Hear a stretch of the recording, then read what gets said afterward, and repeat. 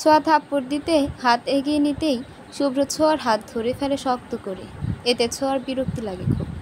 রকিকে মারতে পারলেই যেন ছোঁয়ার এই বিরক্তি কাটবে। রকিও মন খারাপ হয়ে যায় ছোঁয়া শুভ্রর হাত সামনে ওকে মারতে চেয়েছে বলে। একটু লজ্জার অপমান বোধ লাগে রকির। শুভ্র দাঁত কিরমির করে ছোঁয়াকে বলে, জোর করে মারপিট করে ভালোবাসা হয় না, বুঝিস না তুই? তো কি করব? এই মাথা মোটা কি বুঝছে না সে কি হারাতে যাচ্ছে? তানহা, রকি, আমরা সেই স্কুল লাইফ থেকে ফ্রেন্ডস। তাহলে রকি কেন বুঝছে না তানহার অনুভূতিগুলো? ও তো তানহাকে খুব ভালো করে চেনে। শুধুমাত্র রকিকে ভালোবাসে বলে কোনো ছেলের দিকে চোখ তুলে তাকায়নি কখনো। কথা বলা তো দূরের কথা। আচ্ছা আচ্ছা, শান্ত হ। তুই রেগে আছিস। বস, কিছুক্ষণ মাথা ঠান্ডা কর। আমি কথা বলতেছি রকির সাথে। এটা বলেই শুভ্র রকির হাত ধরে ওর বেলকনিতে নিয়ে যায়। রকিও বাধ্য ছেলের মতো গেল শুভ্রর সাথে। রকির বেলকনিটা বেশ বড় সড়ো, একদম গোছানো পরিপাটি। দেখেই বোঝা যাচ্ছে রকি ছেলেটাও বেশ গোছানো। শুভ্র খানিক মুগ্ধ হয় রকির প্রতি। এমন গোছানো মানুষ শুভ্রর বেশ পছন্দ। রকি ভাবতে থাকে সেদিনের কথা, যেদিন সে প্রথম দেখেছিল ছোঁয়াকে। ক্লাস 9-এ থাকতে রকি স্কুল চেঞ্জ করে ছোঁয়াদের স্কুলে ভর্তি হয়েছিল। রকি স্কুলে পা রাখতেই একটা কুটকুট হাসির শব্দ ওর কর্ণকুহরে প্রবেশ করে। আরও কিছু না ভেবেই ছোঁয়াকে গিয়ে বলে, মেয়ে, হাসিটা খুব সুন্দর তোমার। আর সেই থেকে ওরা বন্ধু। তানহা সেদিন আসেনি স্কুলে, অসুস্থ ছিল তানহা বেশ। পরে কয়েকদিন পর তানহা স্কুলে আসলে তানহার সাথেও খুব ভালো সম্পর্ক হয়ে যায় রকির। কলেজ লাইফে পা রাখতেই তানহা বুঝতে পারে সে রকির জন্য কিছু অনুভব করে, কিন্তু বন্ধুত্বের সম্পর্ক নষ্ট হবে ভেবে সে কাউকে কিছু জানায়নি। হঠাৎ শুভ্রর কথায় হুঁশে ফিরে রকি। তা দেশ ছাড়ার পরিকল্পনা কেন আসলো তোমার মাথায়? কিছু মনে করো না, বয়সে ছোট হবে তাই তুমি করে বললাম। যাকে আমি ভালোবেসে আসছি 6-7 বছর ধরে, সে নাকি ভালোবাসা অন্য কাউকে। কি করব বলুন? জোর করে সব হলেও ভালোবাসা পাওয়া যায় না, তাই চলে যাচ্ছি দেশ আর দেশের মানুষের মায়া কাটিয়ে। তোমার ভালোবাসার মানুষ অন্য কাউকে ভালোবাসে বলে তুমি দেশ ছেড়ে যাচ্ছ। পারছো না সহ্য করতে এমন অসহ্যকর কষ্ট। একবার ভাবো তো তানহার কথা। মেয়েটার কি অবস্থা হচ্ছে। তোমার মতো একই নৌকায় মেয়েটাও ভাসছে। ছোঁয়ার থেকে যতটুকু শুনলাম, মেয়েটাও তোমাকে পাগলের মতো ভালোবাসে। নিজে যে কষ্ট পাচ্ছ, সেই একই কষ্ট তুমি মেয়েটাকেও দিচ্ছ। এটা কিন্তু ঠিক না। আমি কোথায় জানি শুনেছিলাম, মন ভাঙার কষ্ট শুধু সেই বুঝে যার মনটাও ভেঙেছে, কাউকে ভালোবাসে। তাহলে তুমি কেন বুঝতে চাইছো না তানহার কষ্টটা? তুমি পারোনি তোমার ভালোবাসার পূর্ণতা দিতে, কিন্তু তুমি পারবে তানহার ভালোবাসার পূর্ণতা দিতে। আর কষ্ট দিও না মেয়েটাকে। বিয়েটা করে নাও, সম্পর্ক ধীরে ধীরে ঠিক হয়ে যাবে। সন্ধ্যায় ছোঁয়া আর শুভ্র বাসায় ফিরে তানহা অনেক খুশি হয়েছে। দুই পরিবারের উপস্থিতিতেই তাদের বিয়েটা হয়ে গেল। ওরা কি মেনে নিতে পারেনি, তবে তানহার ভালোবাসাকে সম্মান করতে বাধ্য হয়েছে। শুভ্র ফোন করে বাসায় জানিয়ে দিয়েছিল তারা ফিরতে দেরি হবে, তাই কেউ আর কোনো প্রশ্ন করেনি। ছোঁয়া ফ্রেশ হয়ে বসতেই জায়েদা বেগম কফি নিয়ে হাজির হয়। ছোঁয়া এখন আবার আগের মতো সন্ধ্যায় কফি খায় জায়েদা বেগমের হাতে, কিন্তু তবুও সেলিনা পারভিনের জন্য মাঝে মাঝে একটু বেশি মন খারাপ হয় ছোঁয়ার। ছোঁয়াকে কফি দিয়ে জায়েদা বেগম চলে যান নিজের রুমে। গিয়ে দেখেন জীবন মির্জা কেমন জানি ছটফট করছেন। জায়েদা বেগম খুব ভয় পেয়ে যান। জীবন মির্জার বুকে জ্বালা করছে খুব। জায়েদা বেগম সবাইকে ডাকতে চাইলে জীবন মির্জা বাধা দেন, ডাক্তারকে ডাকতেও দিলেন না। জায়েদা বেগম সং হয়ে বসে আছেন। স্বামীর অবস্থা দেখে কষ্ট হচ্ছে খুব, কিন্তু কিছু করার নেই ওনার। কিছুক্ষণ পর যখন জীবন মির্জা কিছুটা শান্ত হলেন, আগে থেকে একটু সুস্থতা অনুভব করছেন, জায়েদা বেগমের হাত ধরে জীবন মির্জা অপরাধীর মতো বলেন, আজ একটা কঠিন সত্য বলবো তোমায়। অনেক বড় অন্যায় করেছি তোমার সাথে, পারবে তো ক্ষমা করতে আমায়? কি বলছেন এসব? আপনি অসুস্থ, বিশ্রাম করুন কিছুক্ষণ। আমি আপনার জন্য স্যুপ বানিয়ে আনছি। না, কোথাও যেও না, শুনে যাও জায়েদা প্লিজ। আচ্ছা বলুন। আমি ইনজেকশন নিয়েছিলাম ছোঁয়ার মায়ের মৃত্যুর পর, যার কারণে তুমি মা হতে পারোনি এতগুলো বছর। এত চেষ্টা করেও তোমার মাঝে কোনো সমস্যা নেই। আমি ইচ্ছে করেই করেছি এটা, যাতে আর কখনো বাবা হতে না পারি। ছোঁয়ার প্রতি যাতে আমার স্নেহ কখনো কমে না যায়। বিশ্বাস করো, আমি বিয়ে করতে চাইনি, মা আমাকে জোর করে বিয়ে করিয়েছেন। আমি তোমার অপরাধী। তুমি যা শাস্তি দেবে আমি মাথা পেতে নিতে পারবো। পরপর দুটো ধাক্কাতে একদম ভেঙে পড়েছেন জায়েদা বেগম। কিছু বলতেও পারছেন না তিনি, শুধু গাল বেয়ে নামছেন অশ্রুকণা। নিজেকে খুব শীঘ্রই অসহায় মনে হচ্ছে জায়েদা বেগমের। ভাগ্যের উপর রাগ হচ্ছে খুব। একটা সুন্দর পরিপূর্ণ জীবন পাওয়ার অধিকার কি তার ছিল না? মনের কাছে প্রশ্ন করছেন তিনি। জীবন মির্জার বলা কথাগুলো জায়েদা বেগম ছাড়াও আরও একজন শুনেছে দরজার বাহিরে দাঁড়িয়ে। ছোঁয়া জায়েদা বেগমের কাছে এসেছিল চুলে তেল দেওয়ার বাহানায়, আর এসে এই কঠিন সত্যটা জানতে পারল। জীবন মির্জা ওর জন্য এত বড় ত্যাগ স্বীকার করেছেন, এটা যেন হজম হচ্ছে না ছোঁয়ার। ছোঁয়া কাঁদছে। হঠাৎ জায়েদা বেগমের কান শব্দ এলো হেসকির। জায়েদা বেগম শাড়ির আঁচল দিয়ে চোখ মুখ ভালো করে মুছে দ্রুত দরজা খুলে দেখে ছোঁয়া কাঁদছে দাঁড়িয়ে দাঁড়িয়ে। জায়েদা বেগম মুহূর্তেই ছোঁয়াকে জড়িয়ে ধরে। মেয়েটা যে বড্ড ইমোশনাল। জায়েদা বেগম বুঝতে পারে ছোঁয়া সব শুনে ফেলেছেন, তাই ছোঁয়াকে রুমে এনে জীবন মির্জার পাশে বসায়। জীবন মির্জা এতক্ষণ শুয়ে থাকলেও মেয়েকে দেখে চট করে উঠে বসে। ছোঁয়া মাথা নিচু করে কেঁদেই যাচ্ছে। জায়েদা বেগম নিজের কষ্টগুলো চাপা দিয়ে ছোঁয়ার হাত শক্ত করে নিজের হাতের মুঠোয় ভরে দিলেন। দেখো মা, তোমার বাবা যা করেছেন তোমাকে ভালোবেসেই করেছেন, আর রেগে থেকো না বাবার প্রতি। ওনার ভুলের জন্য অনেক শাস্তি পেয়েছেন উনি। শেষ বয়সে কি একবার বাবা ডাক শোনার অধিকার দিবে তাকে? ছোঁয়া কিছুই না বলেই কাঁদতে কাঁদতে জড়িয়ে ধরে জীবন মির্জাকে। বাবা মেয়ে দুজনেই কাঁদছে। এই কান্না যে সুখের কান্না। মান্নান মির্জা খুব খুশি হয়েছেন ছোঁয়ার মুখে হাসি দেখে। ছোঁয়া যখন মান্নান মির্জাকে বলল আজ থেকে তার দুটো বাবা, তখনই তিনি মেয়ের মাথায় হাত রেখে বলেন, আজ থেকে কোনো চিন্তা নেই আমার মেয়ে খুশি থাকলেই আমি খুশি। সন্ধ্যা 6টা। আজ সারাদিন ছোঁয়া ঘুরছে শুভ্রর সাথে। শুভ্র আজকে অফিসে যেতে দেয়নি। এতে শুভ্র মোটেও বিরক্ত হয়নি, বরং খুশি হয়েছে বেশ। এখনও দুজন কাউকে কেউ সরাসরি বলেনি ভালোবাসি, তবুও দুজনকে ছাড়া যেন দুজনের চলে না। মির্জা বাড়ির হলরুমে আজ আবার মেলা বসেছে। ছোট বড় সব সদস্য উপস্থিত। ছোটরা সবাই মিলে হই হুল্লোড় আড্ডা দিচ্ছে। ছোঁয়া হুট করে বলে ওঠে, বালার প্রেমে অন্ধ আমি স্বপ্ন সাজিয়েছি রোজ, স্বপ্ননগরে বালা জোড়া কেউ কি রেখেছে খোঁজ। ছোঁয়ার ছন্দ শুনে কুটকুট করে হেসে ফেলে সবাই। মির্জা বাড়ির হলরুম ভরে উঠেছে খুশির শব্দে। কারো ওপর আর নেই কোনো অভিমান অভিযোগ কারো। সবাই আজ একতালে মেতে উঠেছে খুশির উৎসবে। সবাই আজ বসেছে ছোঁয়া আর শুভ্রর বিয়ের তারিখ ফিক্সড করার জন্য। তারিখ ঠিক হয়েছে সামনের শুক্রবার। বাড়ির ছোটরা সবাই নেচে উঠেছে এটা শুনে। ছোঁয়া গম্ভীর মুখে বলে ওঠে, আমার কিছু বলার আছে। আমি চাই আমার সাথে লিলিও বধূ সাজুক। ছোঁয়ার কথা শুনে সবাই অবাক। আজ সোমবার, মাত্র হাতে গোনা দিনে লিলির জন্য পাত্র কোথায় খুঁজবে প্রশ্ন করছে বেলাল মির্জা। মির্জা পরিবার যজনা তাদের জন্য সামনে অপেক্ষা করছে একটা অনাকাঙ্ক্ষিত অতীত। আমরা দুজন একই ক্লাসে পড়তাম, একই সাথে পরীক্ষা দিয়েছি, আর একই সাথে ভালো মার্কেও পাশ করেছি। তাই বিয়ে হলে একই সাথে হবে, নয়তো আমি বিয়ে করব না। ছোঁয়ার কথা শুনে যেন পুরো পরিবার মেরে গেছে। হঠাৎ লিলির বিয়ের জন্য ছোঁয়া এমন করছে কেন কেউ বুঝতে পারে না। লিলি ভয়ে মাথা নিচু করে রেখেছে। ছোঁয়ার মনে যেন কোনো ভয় নেই। শুভ্রর উপর ভরসা রেখেই ছোঁয়া কথাটা বলে দিয়েছে। আঞ্জুমা খাতুন কিছু বলতে যাবে, তার আগেই তার 4-5 দিনে ভালো পাত্র পাবো কোথায়? সামান্য কারণে কি তোদের বিয়েটা পেছানো ঠিক হবে? না বড় আব্বু, আমি বিয়ে পেছানোর কথা ঠিক বলছি না। বিয়েটা একসাথে হোক এটাই বলছি, বাকিটা আপনার ছেলে বলবে। সবাই এবার শুভ্রর দিকে কৌতূহলী দৃষ্টিতে তাকায়। শুভ্র কিভাবে কথা শুরু করবে বুঝতেছে না। তবুও ছোঁয়ার চোখ রাঙানো দেখে শুভ্র বলা শুরু করলো, আসলে গতকাল ছোঁয়ার বান্ধবী তানহার বিয়ে শেষে সবাই মিলে ওদের কলেজে গিয়েছিলাম। লিলিও গিয়েছিল। যখন লিলি আর ছোঁয়ার রেজাল্ট আসলো, তখন রেজাল্ট ভালো দেখে ওরা আমার কাছে ট্রিট চায়। আমিও সাদামণি ওদেরকে নিয়ে রেস্টুরেন্টে গেলাম। কিন্তু যে রেস্টুরেন্টে আমরা খাওয়া শুরু করার আগে একটা ছেলে আসে। ফর্সা চেহারার খোঁচা খোঁচা দাড়ির লম্বা একটা ছেলে, দেখতে মাশাআল্লাহ। ছেলেটা এসে আমায় সালাম দিল, আমিও সালাম নিলাম। তারপর ছোঁয়া ছেলেটাকে স্যার ডেকে বসতে বলল।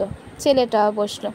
তারপর আমি পরিচয় চাইলে বলে একটা সরকারি কলেজে শিক্ষক পদে আছে ছেলেটা। যতটুকু ছেলেটাকে দেখেছি ভদ্র ঘরের মনে হয়েছে আমার। তারপরে ছোঁয়া হুট হুট করে ছোঁয়া আমায় আমার হাত ধরে ছেলেটার থেকে একটু দূরে নিয়ে গেল। লিলি মাথা নিচু করে বসেছিল। তখনও আমি জানি না সত্যিটা। ছোঁয়া আমায় ধীরে কণ্ঠে বলে ছেলেটার নাম আলিফ, আর লিলিকে সে ভালোবাসে। লিলিও ছেলেটাকে ভালোবাসে, আর তারা দুজন বিয়ে করতে চায়। লিলি বলতে পারছিল না, তাই ছোঁয়া আমায় বলে। তারপর একে একে শুরু থেকে সব খুলে বলে ছোঁয়া, কারণ শুভ্রকে গতকাল সব খুলে বলার সময় পায়নি। মধ্যবিত্ত পরিবার শুনে বেলাল মির্জা একটু অমত করলো। তখনই শুভ্র বলল, পরিবার যেহেতু হালকা সেহেতু এবার তাদের সাথে কথা বলে নেওয়া উচিত। লিলির কোনো সমস্যা হবে না, সমস্যা না হলে আমাদের সমস্যা হওয়ার কথা না। সংসার যেহেতু লিলি করবে, ওর পছন্দকে প্রাধান্য দেওয়া উচিত আমাদের।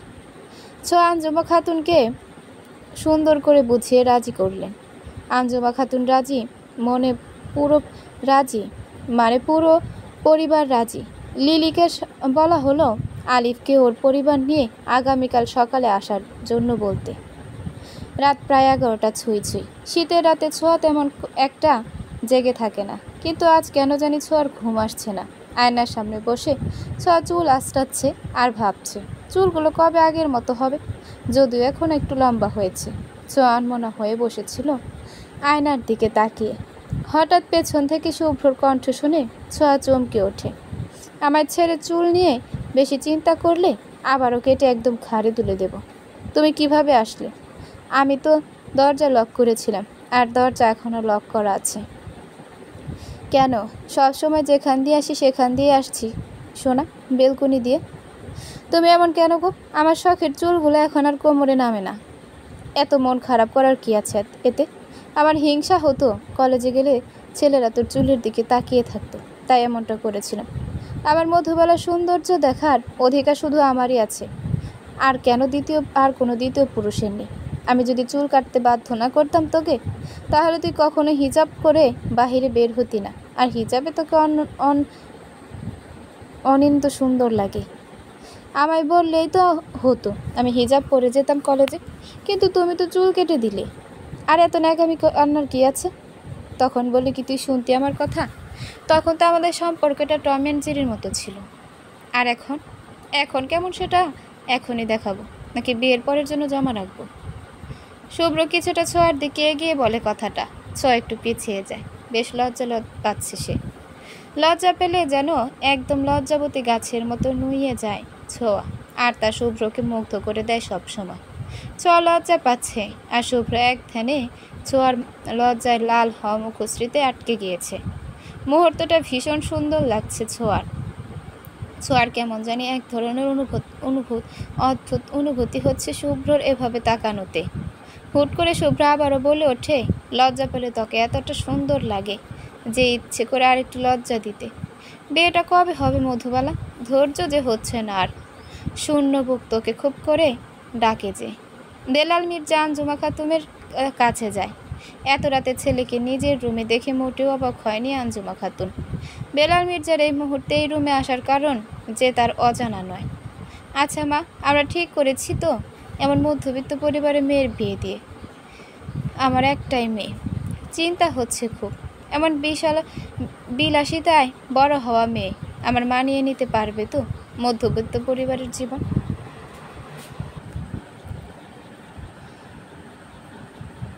দেখো, এসব চিন্তা করে আমরা এই পরিবারের একমাত্র মেয়েকে হারিয়েছিলাম বহু বছর আগে। আরেকটা মেয়েকে আমরা হারাতে চাই না, তাই রাজি হয়ে গেলাম।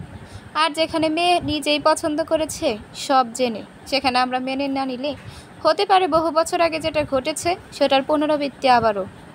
তার চেয়ে ভালো চুপচাপ মেয়ের খুশিতে নিজেকে খুশি করো। আমার মেয়েটা বেঁচে আছে কি না তা পর্যন্ত জানি না। এত অভিমান আমার মেয়েটার যে বাবার মৃত্যুতে একটু আসেনি আমাদের দেখতে। মায়ের সাথে কথা বলে জীবন মির্জা নিজের রুমে চলে যান। মনটা কেমন যেন অদ্ভুত রকমের হয়ে আছে। আগামীকাল ছেলে পক্ষ আসলে কি হবে সেটা ভাববেই জীবন মির্জার মনটা ছটফট করছে খুব। নাজমা বেগম বলেন, শুধু শুধু চিন্তা করে কেন নিজেকে অসুস্থ করে তুলছেন? এমনিতে আমাদের সব ভাইয়ের লো প্রেশারের সমস্যা আছে, তার উপর আবার চিন্তায় থাকেন সব সময়। এত চিন্তা করবেন না তো, যা হবে ভালোই হবে। আল্লাহর উপর ভরসা রাখুন। বেলাল মির্জা কিছু বললেন না। বিছানায় গা এলিয়ে দিয়ে চোখ দুটো বুঝে নেন। নাজমা বেগম একটা দীর্ঘশ্বাস ছাড়েন। সকাল 10টা। মির্জা বাড়িতে আজ ভীষণ হইচই। রান্নাঘরে চলছে মেহমানের জন্য বিভিন্ন আইটেম বানানোর ছুটাছুটি। আজ ছোঁয়া রান্নায় সবাইকে সাহায্য করছে, যদিও জায়েদা বেগম বারংবার ছোঁয়াকে নিষেধাজ্ঞা করছেন। ছোঁয়া একটাই কথা, আজ আমার বোন, বেস্ট ফ্রেন্ড, ননদ শ্বশুরবাড়ি থেকে প্রথম মেহমান আসছে, তাকে দেখতে তাহলে কেন কাজ করব না আমি? আমার সম্পূর্ণ দায়িত্ব এবং অধিকার আছে। ছোঁয়ার এই লজিক শুনে সবাই হেসে ফেলে কুটকুট করে। লিলিকে লামিয়া, সানিয়া আর ছোঁয়া মিলে তৈরি করছে। বাড়ির গেটে পা রাখতে আলিফের মা সুলতানা মির্জার পা থমকে যায়। তিনি আর সামনে এগোতে পারছেন না। বহু বছর আগে আলিফের বাবার হাত ধরে এই বাড়ি থেকে বেরিয়ে যান তিনি, আর আজ এই বাড়িতেই আসতে হবে তা কখনোই কল্পনা করতে পারেনি সুলতানা মির্জা। আলিফের বাবার সাথে বিয়ে হওয়ার পর নিজের নামের থেকে মির্জা নামটা মুছে দেন চিরকালের জন্য, আর আজ এই বাড়ির গেটে নিজের ছেলের জন্য দাঁড়িয়ে আছে। ছেলেকে কি জবাব দেবে তা জানা নেই সুলতানা মির্জার, কিন্তু এই বাড়িতে প্রবেশ করার সাহস সুলতানা মির্জার নেই। এই বাড়ির কারো চোখে চোখ রাখার মতো যে সাহস সুলতানা মির্জার হবে না। তিনি যে ভুল করেছেন বহু বছর আগে, তার জন্য যে তার পরিবারকে অনেক অপমানিত হতে হয়েছিল সমাজের সামনে, কিভাবে সেই বাপ ভাইয়ের সামনে গিয়ে দাঁড়াবেন সেই সাহস তিনি পাচ্ছেন না। আলিফ কিছু দূর সামনে এগিয়ে আবার পেছনে এসে মাকে উদ্দেশ্য করে বলে, কি হয়েছে আম্মু, ভেতরে আসো। পাশ থেকে আলিফের বোন আলিয়া বলে ওঠে, দেখ না ভাই, আম্মু এখানে এসে কেমন দাঁড়িয়ে থ মেরে গেছে। আম্মুও পা নাড়াচ্ছেন না, আম্মুর শরীর অসুস্থ লাগছে মনে হয়। সুলতানা মির্জা ঘরের সদর দরজায় দাঁড়িয়ে আছেন, পুরো শরীর কাঁপছে তার। আলিফ কয়েকবার বলেছিল আগে ডাক্তারের কাছে যাওয়ার জন্য, কিন্তু সুলতানা মির্জা যায়নি। ওনার যে ডাক্তার দেখানোর মতো অসুস্থতা হয়নি, এটা যে মনের অসুস্থতা। গেট থেকে কোনো মতে ধরে ঘরের দরজা পর্যন্ত এনেছে আলিয়া মাকে। আলিয়ার খুব ভালো লাগছে, বান্ধবীর সাথেও এই উসিলায় দেখা হয়ে যাবে ভেবে। আলিফ খুব নার্ভাস আজ, প্রথমবার প্রিয়তমার পরিবারের সাথে দেখা করতে এসেছে। বুকের ভিতর অদ্ভুত রকমের অনুভূতি কাজ করছে। সুলতানা মির্জা বোরকা নিকাব পরে এসেছে, তাই কিছুটা নিশ্চিত আছে যে কেউ তাকে চিনতে পারবে না এতগুলো বছর পর। আর ওর চোখগুলো বেশ পরিবর্তন হয়েছে এই বয়সের ছাপে, তবুও বুকটা দুরু দুরু করছে বেশ। আলিফ একটা লম্বা শ্বাস নিয়ে কলিং বেল চেপে দেয়। বাড়ির কাজের মহিলা রহিমের মা এসে দরজা খুলে দিলেন। বাড়ির ভেতরে সৌন্দর্য দেখে আলিফ আলিয়া দুজনেই বেশ অবাক। আলিফ মনে মনে নিশ্চিত হয়ে গেছে এই ঘরের মেয়ে কখনোই তার পরিবার ওর হাতে তুলে দেবে না। হঠাৎ বুকে চাপা কষ্ট অনুভব করলো সে। সুলতানা মির্জা চোখ বুলিয়ে পুরো ঘর একবার দেখে নেয়। বাড়ির দৃশ্য চেঞ্জ হয়েছে, আগে সেই সাদামাটা বাড়ি আর নেই, বেশ কালারফুল হয়েছে হলরুমটা। রহিমের মা চিৎকার করে সবাইকে ডাকলো, মেহমান চলে এসেছে বলে। ছোঁয়ার সেজু চাচি, জায়েদা বেগম আর নাজমা বেগম সবাই এসে স্বাগতম জানিয়ে তাদেরকে সোফায় এসে এনে বসালো। সুলতানা মির্জার বুকটা এখনো ধূপধাপ করে চলছে, চোখ দুটো খুলছে চলেছে তার মা বাবাকে। মান্নান মির্জা, জীবন মির্জা এসে সুলতানা মির্জার সাথে কুশল বিনিময় করে বসছে। আলিফ সবাইকে সালাম দিল, আলিয়াও দিল। সুলতানা মির্জা এই শীতের মাঝেও ঘামছে, থরথর করে কাঁপছে হাত দুটো। মনে মনে চিন্তা করছে হয়তো মা বাবা আর বেঁচে নেই। পর্দার আড়ালে 2 ফোঁটা নোনার জল গড়িয়ে পড়ল, কিন্তু কেউ দেখলই না। বেলাল মির্জা আঞ্জুমা খাতুনকে সঙ্গে নিয়ে এসেছেন। মাকে দেখে যেন দৌড়ে গিয়ে জড়িয়ে ধরে কাঁদতে ইচ্ছে করলো সুলতানা মির্জার, কিন্তু নিজের ইচ্ছেটাকে তিনি কবর দিলেন। নিজের পরিচয় যে সুলতানা মির্জা দিতে চাইছেন না মনের ভয়ে, কিন্তু বেলাল মির্জার দিকে চোখ তুলেও তাকানোর প্রয়োজন করেনি সুলতানা মির্জা। বহু বছর আগে তার জেদের জন্যই মা বাবাকে ছাড়তে হয়েছিল যে তাকে। বেলাল মির্জা আলিফের বাবাকে মানাতে নারাজ ছিলেন বলে মা বাবাও মেনে নেয়নি। আজও বড্ড অভিমান জমে আছে বেলাল মির্জার প্রতি সুলতানা মির্জার। আলিফ আলিয়া তাদেরকেও সালাম করলো। সুলতানা মির্জা মায়ের সাথে কথা বলতে পারছেন না, কেমন জানি গলা ধরে আসছেন। সবাই অবাক হচ্ছে সুলতানা মির্জার অবস্থা দেখে। আলিফ সরু কণ্ঠে সবাইকে বলল তার মায়ের শরীর কিছুটা অসুস্থ। সাথে সাথে জায়েদা বেগম লেবুর শরবত বানিয়ে এনে দিলেন। নিকাবের নিচে গ্লাস ঢুকিয়ে ঢক ঢক করে খেয়ে নিলেন। কিন্তু জায়েদা বেগমকে চিনতে পারছেন না ঠিক মতো সুলতানা মির্জা। তার চোখ খুঁজে চলছে সেলিনা পারভিনকে। সেলিনা পারভিনের সাথে তার ভাব ছিল বেশি, বান্ধবী সম্পর্ক যাকে বলে। সকাল 11টা বাজলো। শুভ্রর ঘুম ভাঙলো মাত্র। ঘুম ভাঙতেই সময় দেখে শুভ্রর মাথা খারাপ হয়ে যায়। রাগ হয় ছোঁয়ার উপর। সে কি পারল না একবার ডেকে দিতে? শোয়া থেকে উঠে বেশ ক্ষোভ নিয়ে শুভ্র ছোঁয়াকে ডাকতে ডাকতে নিচে আসলো। ছোঁয়া রান্নাঘর থেকে শুভ্রর রাগী কণ্ঠ শুনে ছুটে আসে। ছোঁয়ার পুরো শরীর ঘামে চুপচাপ হয়ে গেছে। শীতের মাঝেও মেয়েটা ঘেমে নিয়ে একাকার। প্রথমবার এত কাজ করছে বলে কথা। ছোঁয়া শুভ্র দুজনেই মেহমান দেখে অবাক। ছোঁয়া বেশ লজ্জা পেয়ে গেল এভাবে সবার সামনে এসে। আরিফ একটুখানি চেয়ে ছোঁয়ার দিকে চোখ সরিয়ে নেয় আবার ওর থেকে। শুভ্র 3/4 প্যান্ট পরে আছে বলে বেশ লজ্জা পেয়ে যায়। সুলতানা মির্জা অবাক চোখে দেখছে ওদের দুজনকে। আঞ্জুমা খাতুন কিছুটা হেসে বলে উঠল, কি ব্যাপার? আমার নাতনিটা যে বিয়ের আগেই আমার নাতনিটার জন্য ব্যাকুল হয়ে আছে। শুভ্র লজ্জা মুখ করে মাথা চুলকাতে চুলকাতে বলে, ধুর দাদুনি, কি বলো এসব তুমি? আসলে একটু কাজ ছিল আমার। মধুবালা একটু আমার রুমে আয় তো। যাব না, দেখো না তুমি ঘামে ভিজে গেলাম, আমি গোসল করব।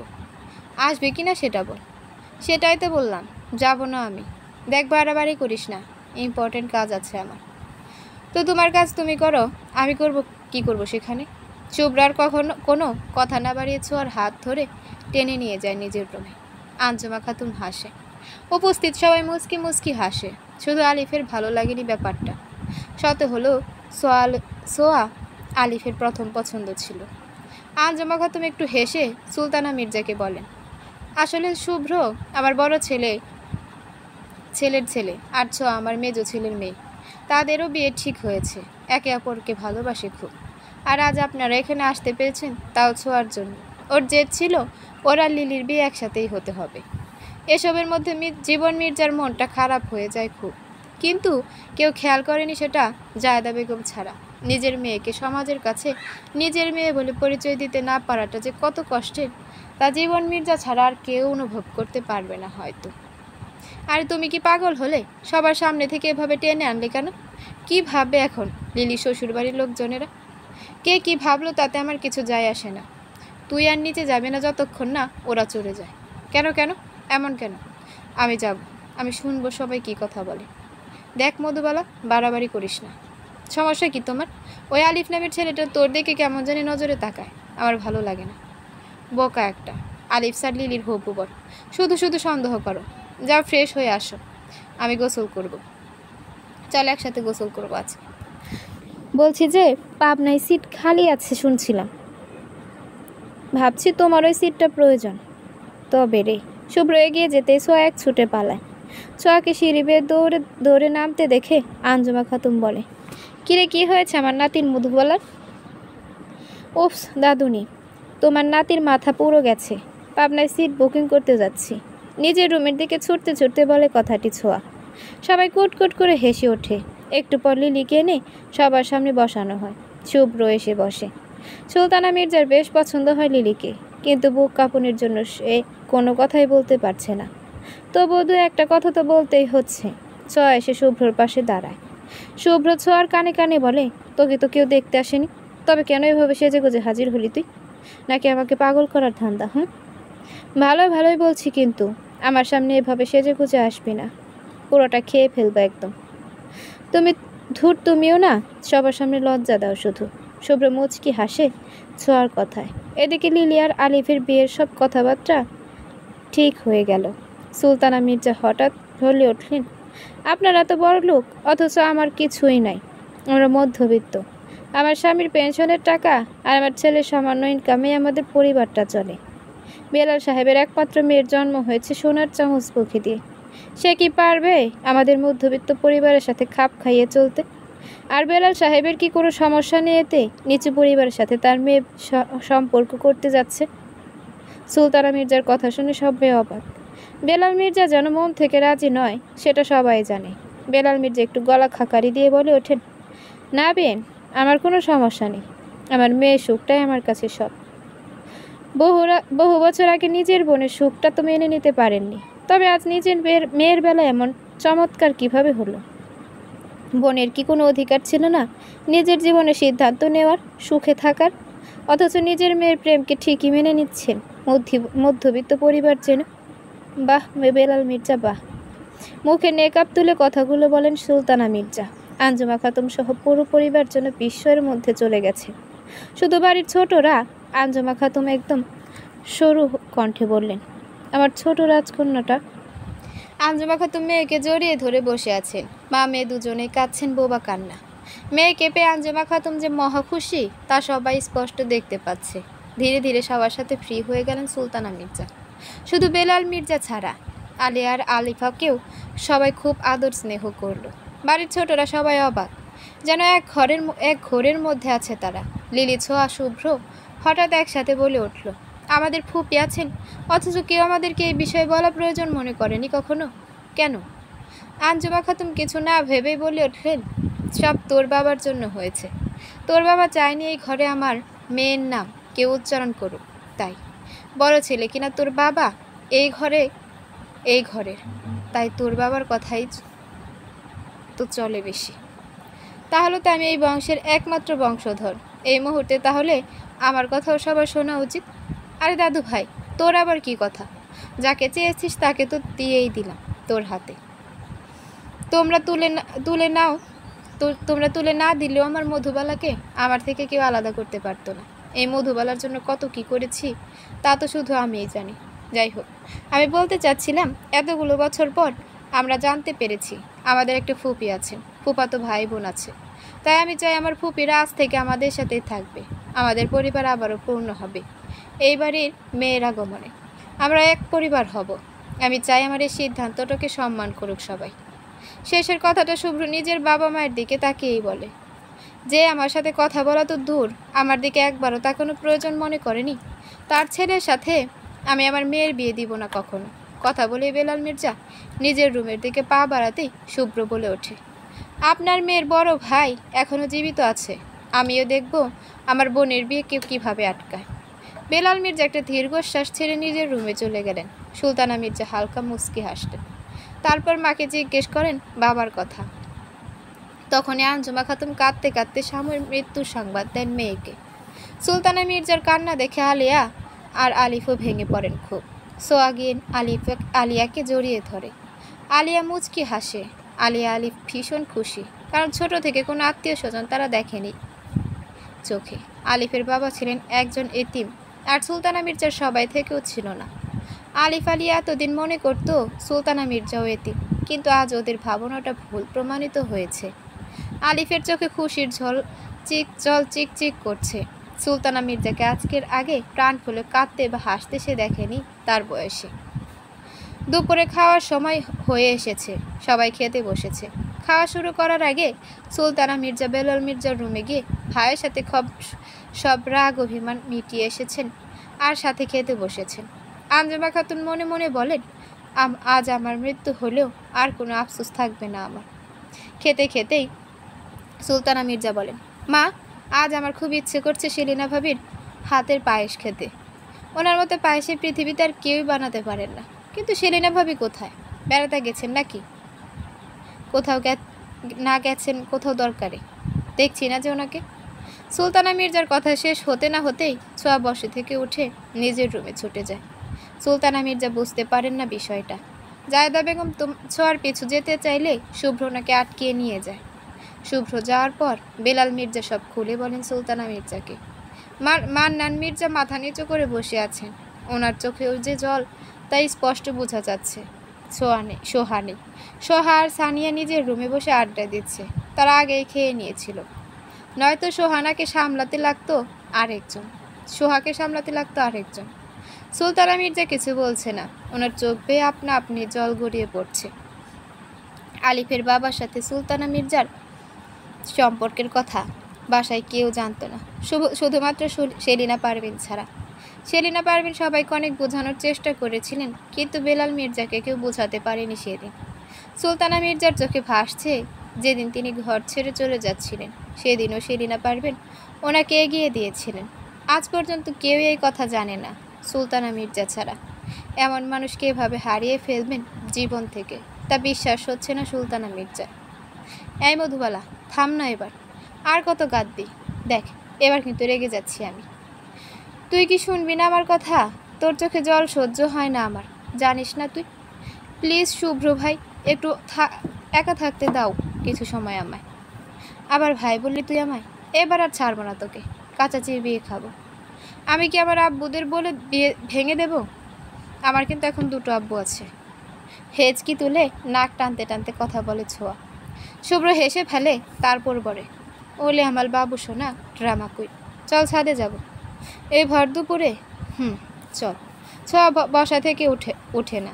শুভ্র একটা রুমাল ভিজিয়ে এনে ছোঁয়ার মুখটা ভালো করে মুছে দেয়। ছোঁয়া কিছু বলে না।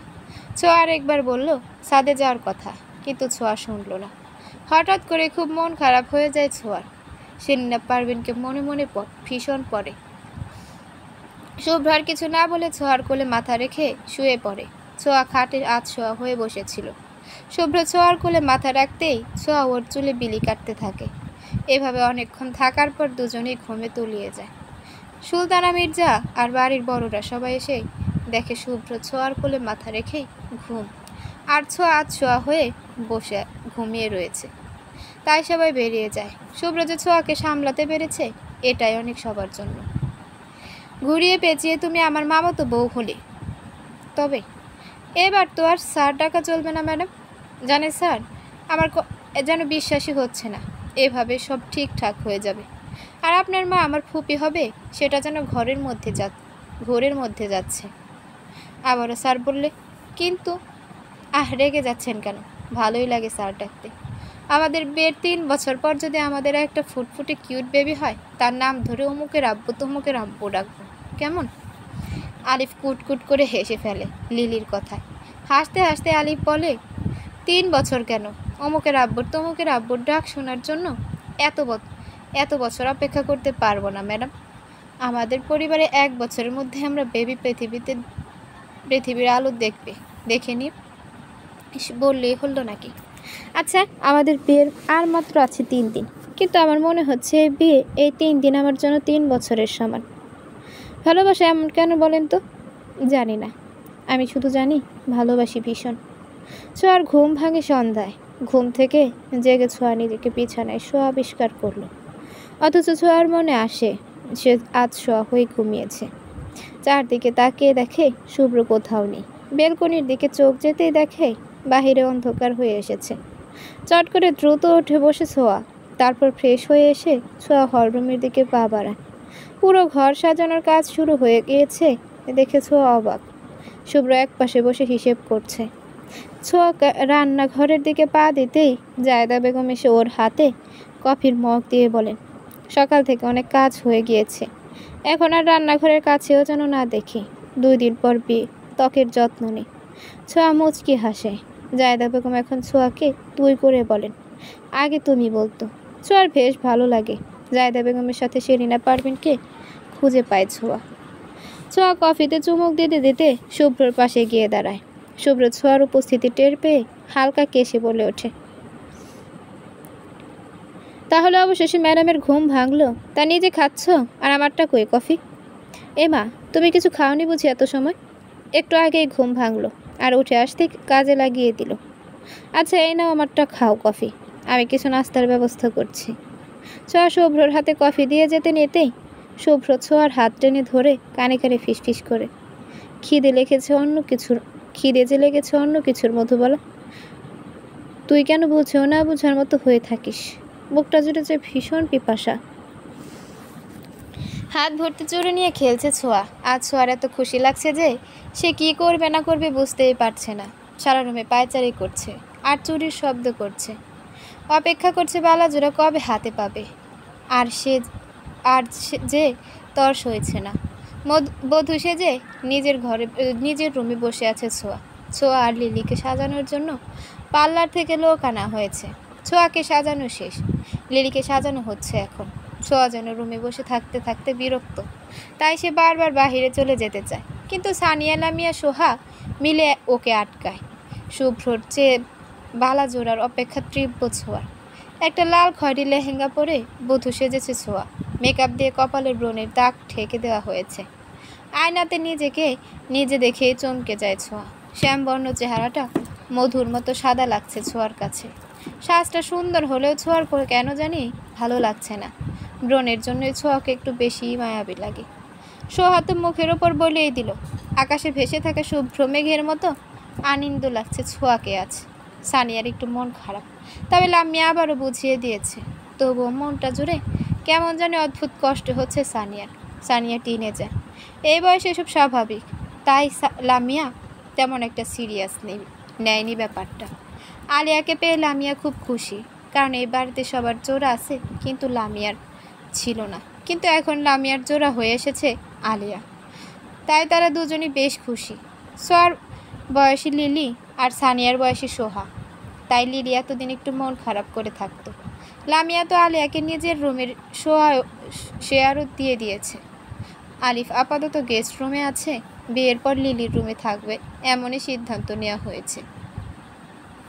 আজ শুভ্র ছোঁয়া আলিফ লিলির বিয়ে, পুরো বাড়ি জমজমাট আনন্দে। গতকাল গায়ে হলুদে ছোঁয়া একটু আনন্দ করতে পারেনি, তাই ওর মন খারাপ। শুভ্রকে সারাক্ষণ নিজের কাছে বসিয়ে রেখেছে, নাচ গান কিছুই সে করতে পারেনি। মনে মনে অনেক বকেছে শুভ্রকে ছোঁয়া, কিন্তু সামনাসামনি কিছু বলার সাহস সে পায়নি, কারণ শুভ্র রেগেছিল খুব। ছোঁয়ার সব বন্ধু বান্ধব এসেছিল গায়ে হলুদে, আর সেখানে একটা ছেলের নাম নয়ন। এই নয়ন নামের ছেলেটা একটু বেশি দুষ্টুমি করে ছোঁয়ার হাত ধরেছিল, যা শুভ্রের মোটেও পছন্দ হয়নি। ছোঁয়া তবু অনেক বুঝিয়েছে শুভ্রকে, নয়ন শুধু ওর বন্ধু মাত্র, এমনকি নয়নের গার্লফ্রেন্ডও আছে এটাও বলেছিল। তবুও শুভ্রর রাগ কমেনি। অনুষ্ঠান হয়ে যাবে ভেবে কিছু করিওনি নয়নকে, না কিছু বলেছে, কিন্তু ছোঁয়াকে এই বিষয় নিয়ে অনেক কথা শুনিয়ে দিয়েছে। আজ শুভ্র ছোঁয়ার বিয়ে হলেও দুজন দুজনের সাথে প্রচুর রেগে আছে। শুভ্রর রাগ নয়ন হাত ধরেছে বলে, আর ছোঁয়ার রাগ শুভ্রকে সে এত বোঝানোর পরেও শুভ্র না বোঝার কারণে। সকাল থেকে দুজন দুজনের দিকে তাকায়নি পর্যন্ত। ছোঁয়া ভাবছে বিয়ের পরও সে তার রুমেই থাকবে, যাবে না শুভ্রর মতো জেদি পুরুষের কাছে। বাহির থেকে শোনা যাচ্ছে কাজে চলে এসেছে, আর এটা শুনে হঠাৎ বুকের ভেতর অদ্ভুত অনুভূতির ছোঁয়ার কেমন জানি ভয় ভয় লাগছে। বুকটা কাঁপছে, বুক করছে স্পন্দন। সোহা বলে, আজ থেকে আমার আপা হয়ে যাবে এই ঘরের বউ, আর আমি ননদ। সোহা কথা শুনে সোহা বেশ লজ্জা পায়। লজ্জায় কালো চোখের দিকে যেন তাকানোর সাহস পাচ্ছে না। এতক্ষণে লিলির সাজগোজ শেষ। দুজনকে আজ একই রকম লেহেঙ্গা পরিয়ে বধূ সাজিয়েছে। লিলি এসে সানিয়ার হাতে ফোন দিয়ে বলে, এই শোন, আমাদের দুজনের ছবি যেন খুব সুন্দর হয়। সানিয়া কোনো কথা না বাড়িয়ে ছোঁয়া এবং লিলির অনেকগুলো ছবি তুলে দেয়। সানিয়া খুব ভালো ফটোগ্রাফি করতে পারে। এক প্রকার শুভ্রর হাত ধরে সানিয়া ফটোগ্রাফি শিখেছে, তাই হয়তো শুভ্রর প্রতি ওর ভালো লাগা জন্মেছে। তানহা আর রকিও এসেছে বিয়েতে। রকিকে শুভ্রর কাছে রেখে ছোঁয়ার কাছে যায় তানহা। তানহা দৌড়ে গিয়ে ছোঁয়াকে জড়িয়ে ধরে। ছোঁয়া খুব খুশি হয় তানহাকে দেখে। কেমন আছিস তানহা রানী? সংসার জীবন কেমন কাটছে? আমি তো আলহামদুলিল্লাহ, আর তুইও বেশ আছিস দেখতেই পাচ্ছি। কিন্তু তোর বরটার কি হলো? গোমরা মুখে বসে আছে। তারপর ছোঁয়া তানহাকে সব খুলে বলল। তানহা সব শুনে হাসতে হাসতে শেষ। ছোঁয়া, সানিয়া, লামিয়া, আলিয়া, লিলি সবাই হাসছে। শুভ্র যে ঘাটতেরা এটা কারো অজানা নয়। ছোঁয়া আবার বলে উঠল, ধুর বাদ দে তো, আমার বালা পেলেই চলবে। শুভ্র ভাই থাকুক, ওনার জেদ নেই। তুই বল, তোর রকির কি অবস্থা? রকি তো আগে থেকে কিছুটা স্বাভাবিক হয়েছে আলহামদুলিল্লাহ। আল্লাহর কাছে 5 ওয়াক্ত 2 হাত তুলে এই একজন মানুষের ভালোবাসা চেয়ে যাচ্ছি। ইনশাআল্লাহ খুব দ্রুত রকি সম্পূর্ণ স্বাভাবিক হয়ে যাবে। থ্যাংক ইউ সোয়া, তুই না থাকলে আমার ভালোবাসা কখনোই আমার হতো না। কাজে বিয়ে পড়ানো শুরু করেছে। আগে লিলি আর আলিফের বিয়ে দিয়ে দিল শুভ্র। শুভ্রর একটাই কথা, আগে সে তার বোনকে বিয়ে দেবে, তারপর নিজেরটা। শুভ্রর জেদের সাথে কেউ পারেনি, তাই আগে আলিফ লিলিরটা হয়ে গেল বিয়ে। সোয়ার মন খারাপ হওয়ার কারণ, এখনও ওকে বালাজোড়া পরানো হয়নি। অপেক্ষা করতে করতেই যেন ক্লান্ত ছোঁয়া। ছোঁয়া নিজের রুমে বসে আছে, সাথে সানিয়া, আলিয়া, লামিয়া, সোহা আছে। একটু পর শুভ্র ছোঁয়ার বিয়েটাও হয়ে গেল। ছোঁয়া তবুও খুশি হতে পারছে না, কারণ বালাজোড়া এখনও দিচ্ছে না বলে ওকে। সন্ধ্যা পেরিয়ে রাত হতে আসলো, এখনও ছোঁয়াকে বালাজোড়া দেওয়া হয়নি। ছোঁয়ার মনটা বেশ খারাপ হয়ে যাচ্ছে যত সময় গড়াচ্ছে। রাতের খাবার শেষে ছোঁয়াকে শুভ্রর রুমে নিয়ে যেতে আসে লামিয়া, আলিয়া, সানিয়া, সোহা। কিন্তু সোহা কিছুতেই শুভ্রর রুমে যেতে রাজি হচ্ছে না। কিরে আপা, এতদিন সবাইকে পাগল করলে, বিয়ে করে বিয়ে বিয়ে করে, আর এখন শুভ্র ভাইয়ের রুমে যেতে চাইছো না কেন? বেশি পক পক করিস না তো। আমি কেন ওই যে খাটটারাকে বিয়ে করতে পাগল হব শুধু শুধু? আমি তো পাগল হয়েছি আমার বালাজোড়ার জন্য। মধুর যেমন মিষ্টির অভাব নেই, তেমন ওই বালাজোড়ার জন্য আমার ভালোবাসার কোনো অভাব নেই। আমার মধুবালা এখনও আমাকে দেয়া হয়নি। কি করে আমার মনটা ভালো হয়ে থাকে? আবার বালাজোড়া নাকি চুরি হয়ে গেছে। কি বলিস তুই এসব? তোর কি মাথা নষ্ট হয়েছে? শুভ্র ভাইয়ের মতো কি তোকেও এখন পাবনা পাঠাতে হবে? এবার লামিয়া বলে ওঠে, হ্যাঁ রে আপা, সোহা ঠিক বলছে, চোরকে নাকি শুভ্র ভাই দেখেছে। কি বলিস? শুভ্র ভাই এখন কোথায়? শুভ্র ভাই তো চোরকে ধরতে চোরের পিছু নিয়েছে। আমার বালাজোড়া। সোহা সত্যি সত্যিই কেঁদে ফেললো। সবাই অবাক। সামান্য বালাজোড়ার জন্য কেউ এত পাগলামি করতে পারে কারো জানা ছিল না। আলিয়া তো সবার থেকে বেশি অবাক, কারণ সবাই আগে থেকে সোহার এমন পাগলামির সাথে অভ্যস্ত হলো। আলিয়া এসবের জন্য একদম নতুন। সোহার বালার প্রতি এমন অদ্ভুত টান, পাগলামি, শুভ্রর ভালোবাসা আলিয়ার মনে দাগ কেটেছে। আলিয়া বেশ উপভোগ করছে বিষয়টা। লিলি ছাড়া সবাই আছে এখানে। লিলি নিজের রুমে হয়তো বাসর করছে, আর ছোঁয়া এখনও ন্যাকামি করছে। সব বোনেরা মিলে কোনো মতে বুঝিয়ে ছোঁয়াকে শান্ত করার চেষ্টা করছে, কিন্তু পারছে না। সোহাকে গিয়ে জায়দা বেগমকে ডেকে নিয়ে আসে। উনি এসে ছোহাকে আদর স্নেহ করে বোঝায়, তারপর বলে শুভ্রকে রুমের দিকে যেতে না করেছেন তিনি। সোহা এই কথা শুনি, শুভ্র ভাই এসেছে? আমার বালা এনেছে তো, তুই নিজে গিয়ে দেখে আয়। জায়দা বেগম কথাটা বলার সাথে সাথে ছোঁয়া দুই হাত দিয়ে লেহেঙ্গা উপরের দিকে একটু তুলে ধরে ছুটে যায় শুভ্র রুমের দিকে। শুভ্র রুমের দরজা খোলা। ছোঁয়া হাত লাগাতেই দরজা খুলে যায়। ছোঁয়া একটা বড় নিঃশ্বাস ছেড়ে ভেতরে ঢুকতেই দেখে পুরো রুম অন্ধকার। ছোঁয়া একটু ভয় পেয়ে ঢুক গেলে সরু কণ্ঠে বলে ওঠে, শুভ্র ভাই।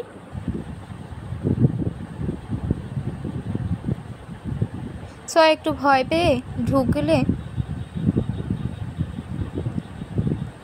সরু কণ্ঠে বলে ওঠে, শুভ্র ভাই। এই মধুবালা, আরেকবার ভাই ডাকলে বালা পাবি না বলে দিলাম।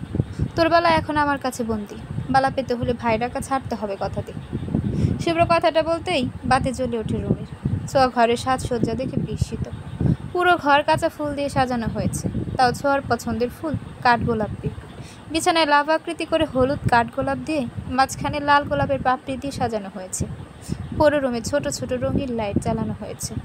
ছোঁয়া এক পা সামনে এগোতেই ওর মাথার উপরে অসংখ্য গাঁদা ফুল আর কামিনী ফুলের পাপড়ির বৃষ্টির ন্যায় ঝরে পড়ে। শুভ্র বুকে হাত গুজে দাঁড়িয়ে আছে, বিছানার পাশে মেখে মৃদু হাসি নিয়ে। ছোঁয়া অপলকে তাকিয়ে আছে শুভ্রর দিকে। শুভ্রর মুখে রহস্যময় হাসি। ছোঁয়াকে অবাক নয়নে তাকিয়ে থাকতে দেখে শুভ্র আবারও বলে, কি এমন করে দেখছিস মধুবালা? বালাজোড়া কি লাগবে না? ছোঁয়ার চোখ বেয়ে হঠাৎ গড়িয়ে পড়ে নোনা জল। শুভ্র তো ছোঁয়ার চোখে জল দেখে। একটু এগিয়ে এসে ছোঁয়াকে বিছানার এক পাশে বসিয়ে ছোঁয়ার হাত দুটো নিজের হাতের মুঠোয় ভরে বলল, কি হয়েছে মধুবালা? সারাদিন তোর সাথে কথা বলিনি বলে অভিমান করেছিস? তোকে সারপ্রাইজ দিব বলেই সারাদিন রেগে থাকার অভিনয় করেছি। সারাদিন যদি আমি তোর সাথে স্বাভাবিক আচরণ করতাম, তবে তুই নিজেই ছুটে ছুটে আমার রুমে চলে আসতি বারংবার, আর আমার সাজানো গোছানো হতো না। তাই তো সারাদিন তোকে ইগনোর করেছি, যাতে তুই আমার রুমে না আসিস। আর এখন তো তোকে বালাচুরির মিথ্যা নাটক করেই আনতে হয়েছে আমার রুমে। তুই যে ভীষণ জেদি, সেটা কি আমার চেয়ে ভালো কেউ জানে না? তুই যে শুধু আমার মধুবালা, আমি ছাড়া তোর সবটার কেই বা জানতে পারে বল? এত কিছু করেছ আমার জন্য, অথচ এখনও অবধি ভালোবাসি কথাটা একবারও বললে না। থাক, বলতে হবে না। আমার বালা কোথায়? বালা দাও বলছি, নয়তো সবাইকে বলে দেব তুমি আমার ঘুমের ঘোরে নাক ডাকো। কবে ঘুমে আমি নাক ডাকছি? আর ভালোবাসি বলতে হবে কেন? বুঝে নিতে পারিস না? আমি কি বলেছি তুমি নাক ডাকো? আমি তো বলেছি বালা না দিলে সবাইকে এই বলে মজা নেব। ছি ছি মধুবালা, তুই তো দেখছি নিজের মান সম্মান নিজেই মাটিতে মিশাতে যাচ্ছিস। ছোঁয়া ভেবাজেকা খেয়ে যায়। শুভ্র ছোঁয়ার অবস্থা বুঝতে পেরে বলে, কিরে কি ভাবছিস? আরে গাধি, এখন আমরা স্বামী স্ত্রী, তাই আমার সম্মানহানি মানেই তো তোর সম্মানহানি নষ্ট হওয়া। তাই এখন থেকে আমার সম্মান নিয়ে টানাটানি করলে তোকে ভাবতে হবে আগে নিজের সম্মানের কথা। বুঝেছিস গাধি? দেখো গাধি বলবে না, আমি বুঝি না তোমার কথার আগামাথা। আমার বালা দাও বলছি।